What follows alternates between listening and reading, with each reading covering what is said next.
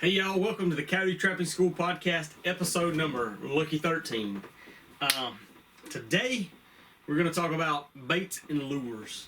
And just, I don't know, I tried to kind of keep everything out, but I got a question the other day about my fur shed, and I'm going to do a video showing what I got. But I don't know about y'all, but my scenario is that I've got a shed that I try to do some trapping related stuff in. Never fails, especially with this big table that I got that stays in the middle. Man, this is always a catch-all for everything, and so every time I come out here and want to do a podcast or just do any kind of work, first I got to spend 10 or 15 minutes cleaning things up and organizing. So hopefully, maybe one of these days I'll have a dedicated fur shed, but first probably gonna have to start paying better before that happens. But anyway, so baits and lures, I get questions about this all the time. You know, what's the best bait and lure to use? How much do you use? When do you use it? So I was going to try to kind of go through that and give, some of my thoughts. First off, bait is, there is a difference between bait and lure. Bait is typically, elicits kind of a eating or feeding response. It's something that appeals to an animal's desire to eat. Smells kind of like food. It's typically made up of some base that is a food base, something that like a coyote or a predator would generally eat. So a lot of predator baits are made of beaver, bobcat meat, muskrat meat. Let me mute that. So baits are something, they have other things added, but they're something that you're triggering an eating response, a food desire to eat response with your baits. Versus your lures, there can be a really wide variety of response from your lures, from just kind of a curiosity, can be kind of a reproductive or mating response if you're using gland lures, or more of a territorial response even. So the lures are oftentimes not so much of like an attractant to, like I said, to eat like the baits, but it's something that gets their attention, gets animals' attention, and makes them, want to come and investigate more. So, and then you got urine that you can use too. And to me, urine is almost kind of like a confidence builder.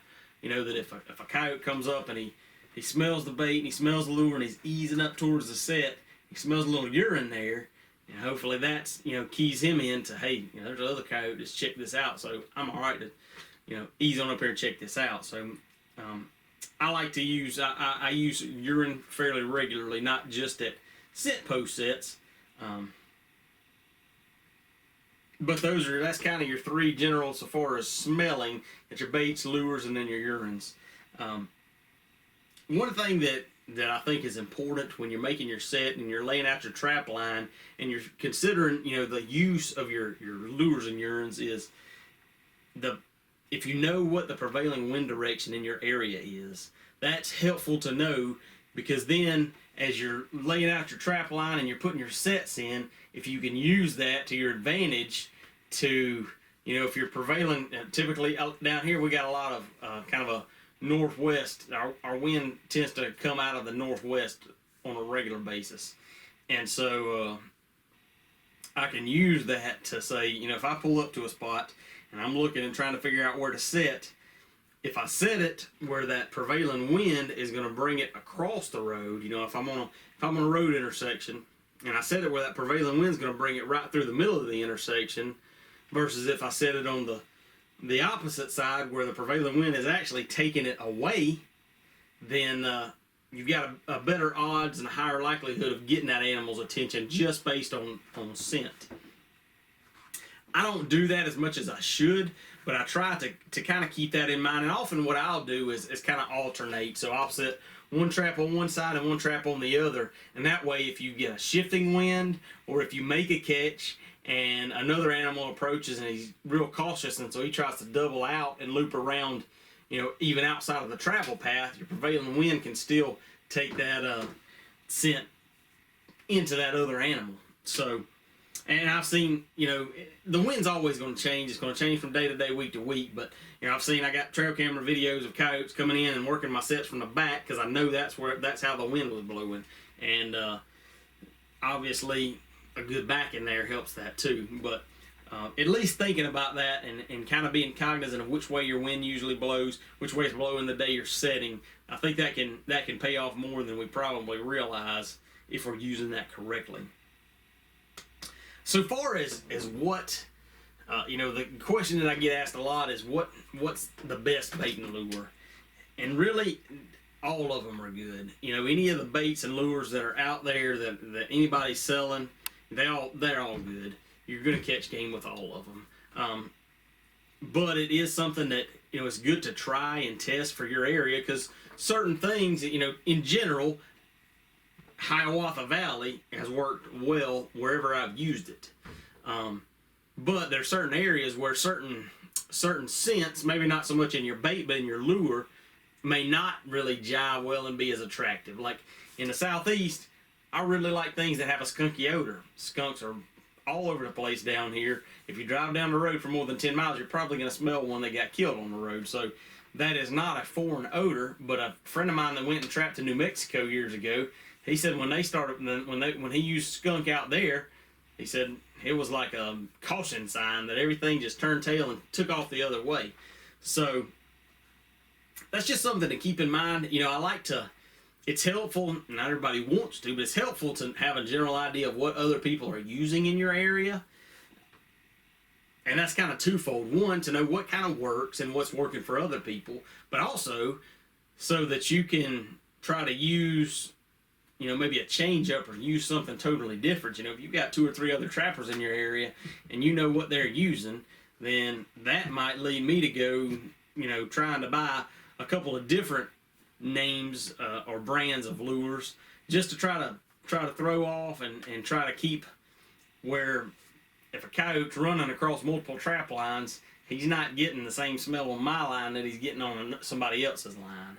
So I think that's important, and even if you're trapping the same ground year after year, you probably ought to be changing your lures and baits up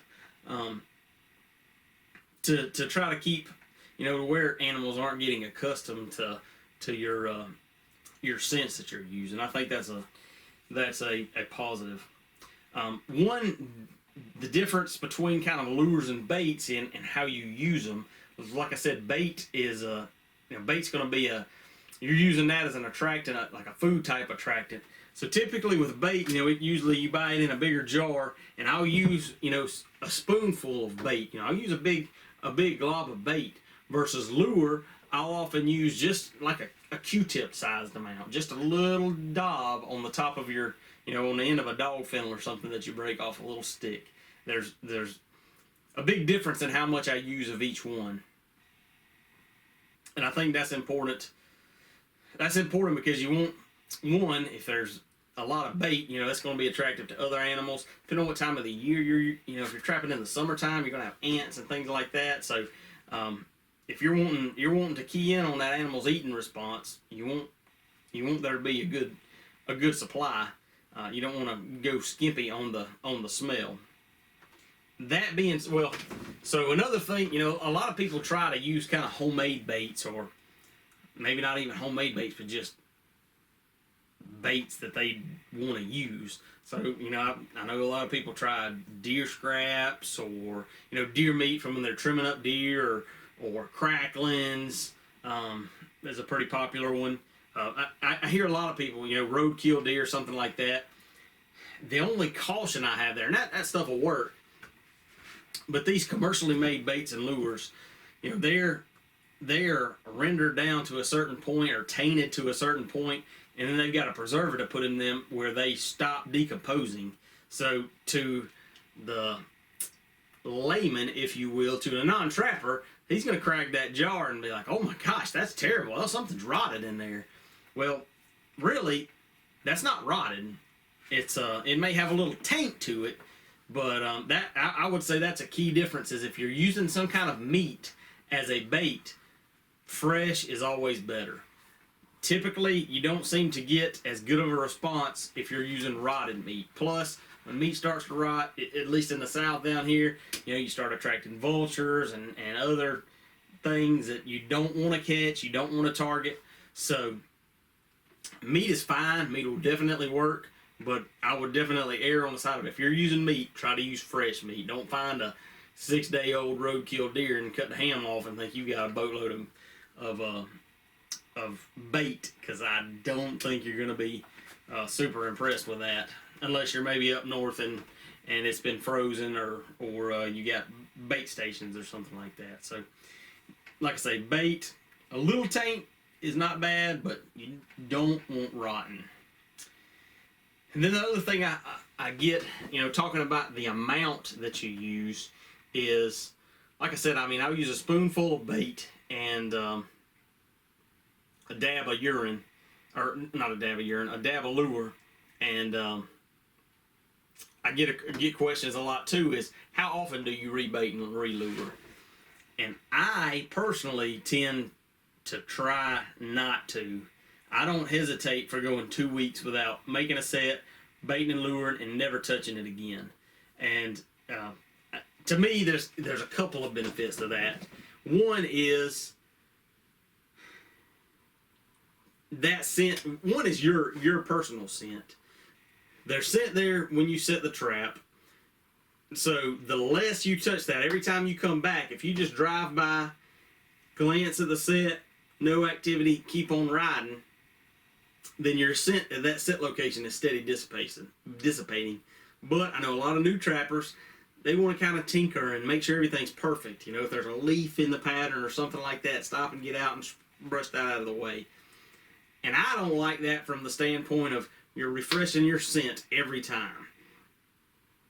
So, day one, a coyote comes by and he knows you set that trap. He knows you've been there, regardless of how meticulous you've been about scent control. Day 3, though, if you haven't done anything but drive by, he still knows you've been there, but he may not be as cautious because it doesn't smell as strongly of trapper. But if you've been messing with it every day, he smells that same strength of odor, of human odor, every time, and so I personally feel like that can cause him to shy away. Another thing, and it's talking about scent too with your baits and lures, is I feel like oftentimes they're so powerful. I told you the other day, I looked up and a coyote's nose or a dog's nose is 10,000 times more sensitive than ours. So when we crack open a jar that's got skunk essence in it, we know it. It's strong to us. So imagine how strong that is to a coyote.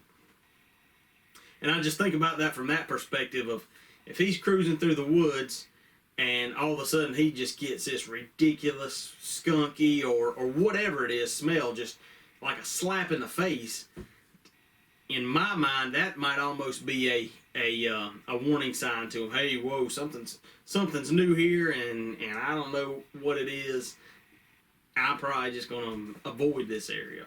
Versus if it's been there 2 or 3 days, 3 or 4 days a week or whatever, and it started to air out, then there's still the strong odor, but it's not as intense of, oh my goodness, that's something totally new and different that I don't know what it is, but that's something new, but I might better check that out and see what it is.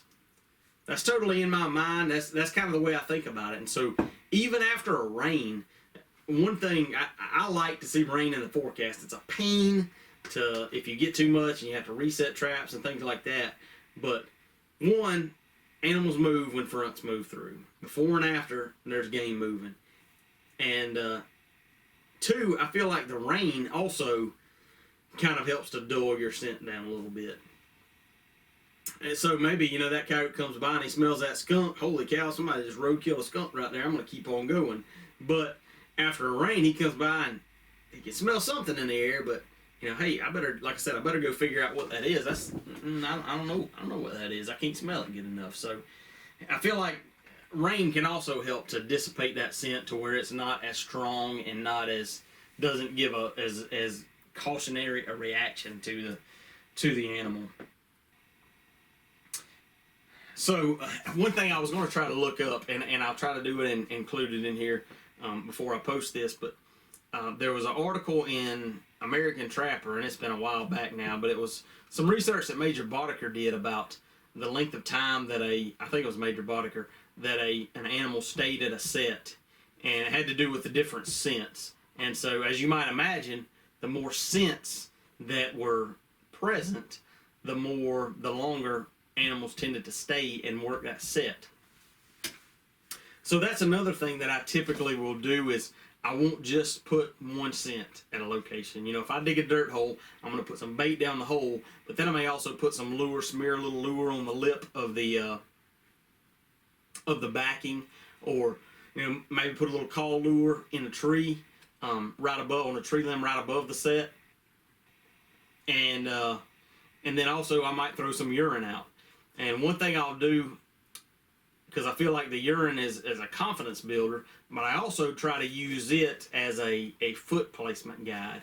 So I'll shoot a squirt of, if I've got my dirt hole in the center, and I've got my trap here, so I've got my bait down the dirt hole, and I've got maybe some lure stuck down the hole as well.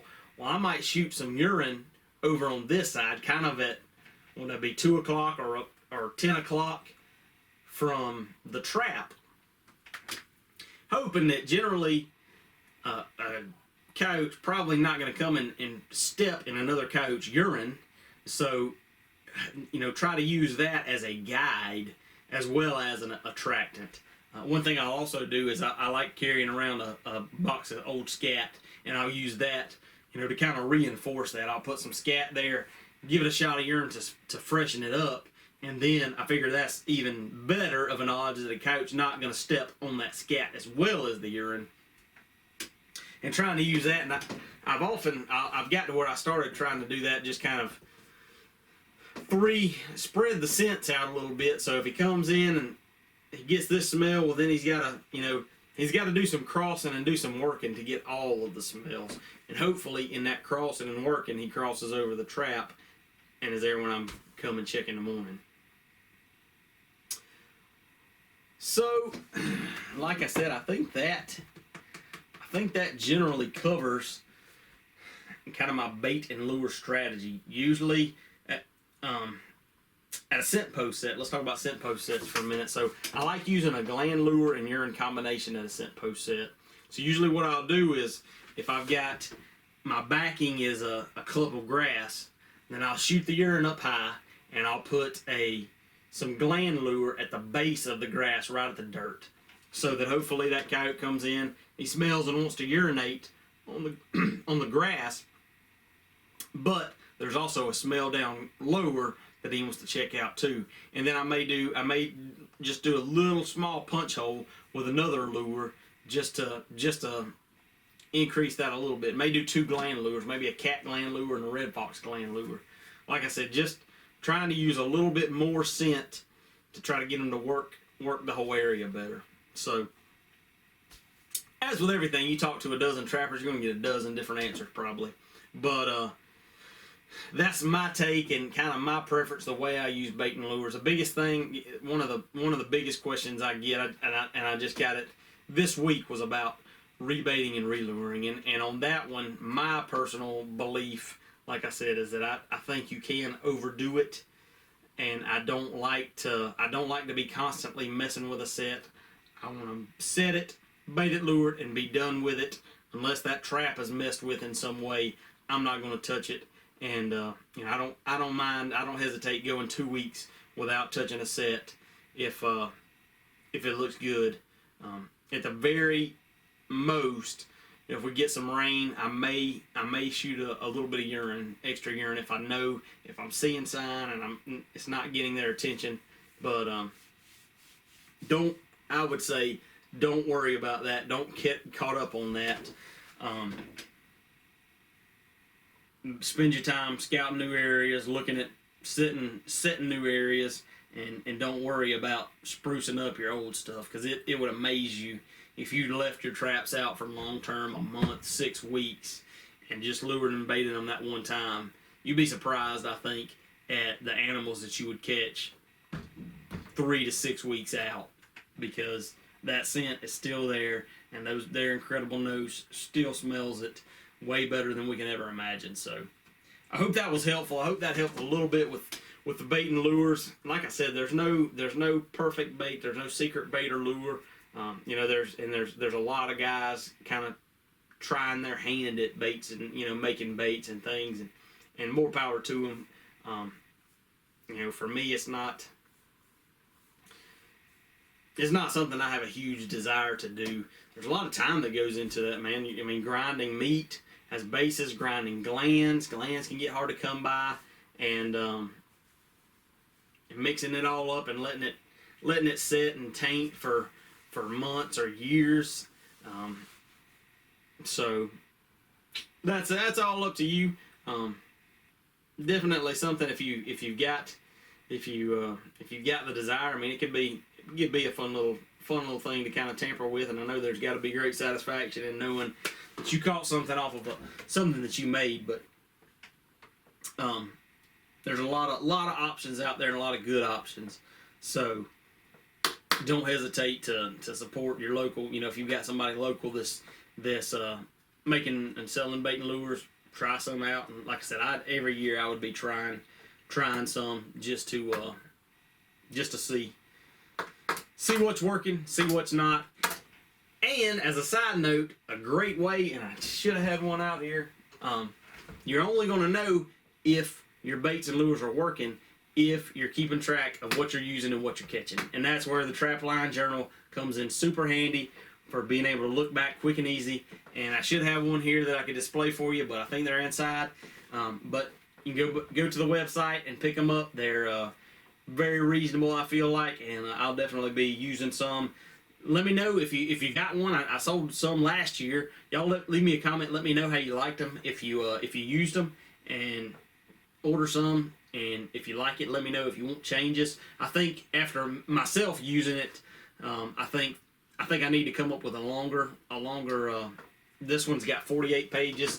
I think you can put on each page. It's front and back, but there's a spot for 2 sets on each side of the page. 48 pages. So with me running several short lines, that worked out pretty good.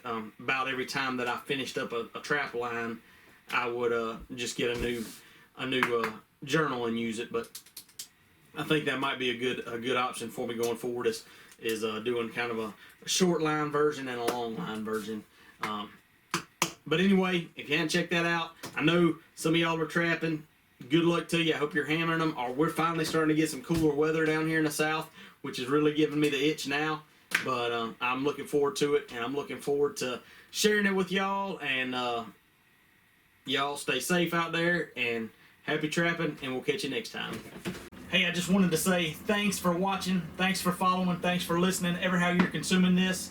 And if you want to show some support, I appreciate your support of just watching, leaving comments, and interacting with me. If you want to show a little support and help support the podcast, the YouTube channel, and the trapping endeavors, and us bringing you the content, be sure to go to CoyoteTrappingSchool.com. We've got an online store there where we have some Coyote merchandise. So if you need a Lucky Trapping hat, we got you covered there. If you need a little more luck on the trap line, got some Coyote Trapping School hats, shirts, gloves, bags. We also carry some Minnesota Trap Line products, baits, lures, and urines.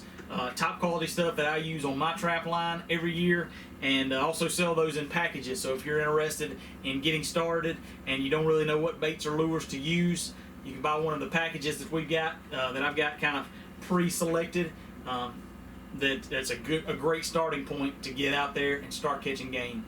Also, if you're new to trapping and want to learn more about it, want a clear, concise, and central location to learn how to do it, the Coyote Trapping 101 course that I put together takes you from start to finish, from the bottom up. So far, what gear you need, how to set a trap, where to set traps, and how to set your traps, and even what to do after you catch your animal, your coyote, skin it, marketing your furs, and all that. Like I said, all that's in one central location. If you're tired of trying to piece together and part together YouTube videos and forum comments and different things, go to this one central place. Soon we'll be adding different species: raccoon, bobcat, beaver, otter, fox, to try to make that a well-rounded trapping library, not just specifically coyote trapping, but if you're interested in trapping, that's the place that you can go to and watch the videos that you need when you need them on your time, and learn specifically how to get started trapping. So be sure that's also on the website at Coyote Trapping School.